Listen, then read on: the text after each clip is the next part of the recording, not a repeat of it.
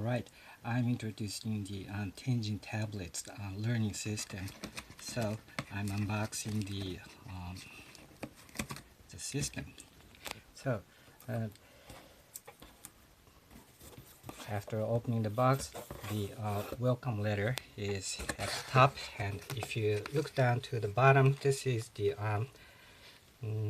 table of contents, which describes what's included in this tablet in detail.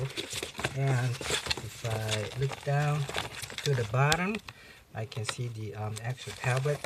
There's a tablet inside, and at the bottom, this is the cables, USB cables, and the recharge kind of batteries or so on.